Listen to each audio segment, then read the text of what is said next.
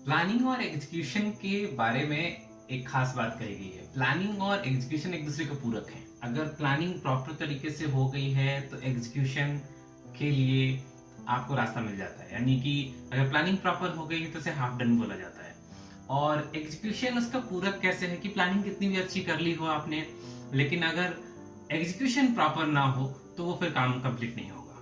So planning और execution की सबसे इंपॉर्टेंट जो 6 पॉइंट्स है वो अभी हम डिस्कस करेंगे। प्लानिंग में सबसे इंपॉर्टेंट चीज है कि आपके पास एक ऑब्जेक्टिव होना चाहिए। आप जो करना चाहते हैं वो क्यों करना चाहते हैं, किस चीज के लिए करना चाहते हैं, आप क्या बेसिकली अचीव करना चाहते हैं, उसके अकॉर्डिंग ही प्लानिंग होगी। दूसरा सबसे इंपॉर्टेंट पॉइंट है वो है न्यूट्रलिटी। न्यूट्रलिटी का मतलब है कि अब जब आप प्लानिंग कर रहे हैं तो पहले से किसी प्रकार के विरोधाभास में ना जाएं, पहले से किसी चीज को मन में धारणा बना के ना रखें कि ये अगर ऐसा होगा तो ऐसा होगा, ऐसा नहीं होगा तो ऐसा नहीं होगा। आप जो प्लान करना चाहते हैं उसे प्रॉपर तरीके से करिए, पेपर पे लिखिए और फिर उस प्लान को एग्जीक्यूट करने का प्रयास कीजिए। तीसरा सबसे इंपॉर्टेंट पॉइंट है आईक्यू।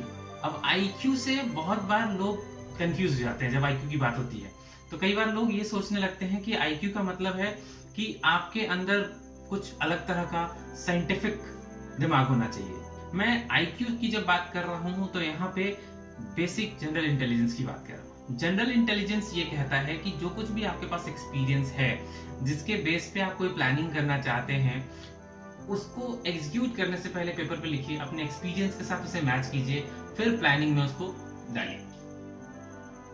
और चौथी सबसे इंपॉर्टेंट पॉइंट है प्लानिंग फेज में, वो है डिसीजन मेकिंग। आपने सब कुछ कर लिया, अपना आईक्यू लगा दिया, आपने न्यूट्रलिटी रखी है प्लान बनाते समय, आपने ऑब्जेक्टिविटी रखी है प्लान बनाते समय, लेकिन आप डिसीजन पे नहीं आ पा रहे हैं, आप डिसीजन नहीं ले पा रहे हैं। अब डिसीजन मेकिंग के बारे में भी एक छोटा सा हिस्सा मैं आप लोगों को बताना चाहूंगा।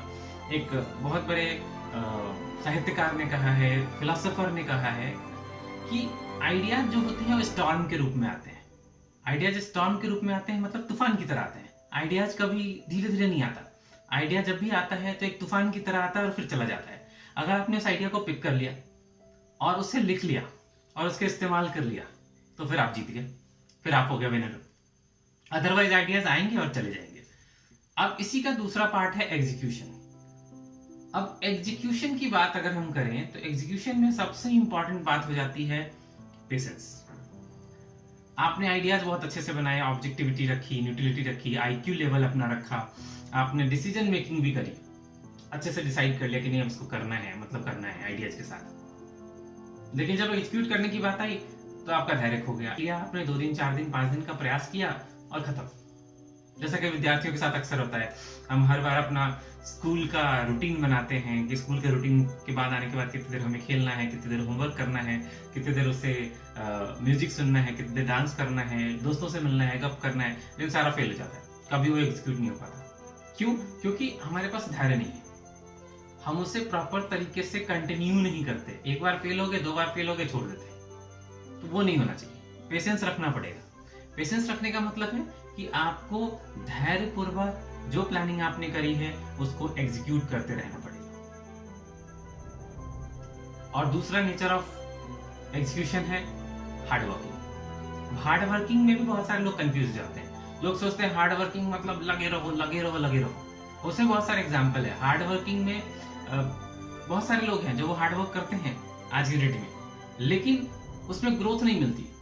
आप इसका कंपैरिजन आप एक मजदूर से कर सकते हैं। मजदूर भी बहुत हार्ड वर्किंग होते हैं, बहुत हार्ड वर्क करते हैं, लेकिन क्या वो हार्ड वर्क करते करते क्या वो आगे बढ़ पाते हैं?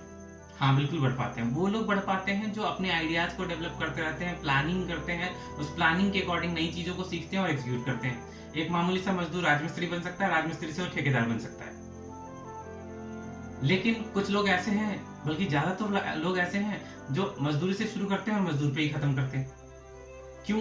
क्योंकि वहां पे एग्जीक्यूशन, प्लानिंग तो है, मन में इच्छा तो है कि मैं कुछ बड़ा करूं, लेकिन एग्जीक्यूशन नहीं उस तरफ से, कुछ नया नहीं सीखते हैं। तो कंटिन्यूटी बहुत इंपॉर्टेंट है। हार्ड वर्किंग का मतलब यहाँ पे ये है। हार्ड वर्किंग का मतलब ये बिल्कुल नहीं है कि बस किए जा रहे हैं किए जा रहे हैं। हार्ड वर्किंग का मतलब है कि जो आपने नए आइडियाज डेवलप करे हैं, जो नई चीजों को आपने परिभाषित करने की कोशिश करी है, अपने जीवन में कुछ नई चीजें सीखने की कोशिश आप कर रहे हैं, जिसके लिए आपने प्लान करा है, जो नया अचीव करना चाहते हैं, उसको कंटिन्यू रखें। बस ये 2 चीजें।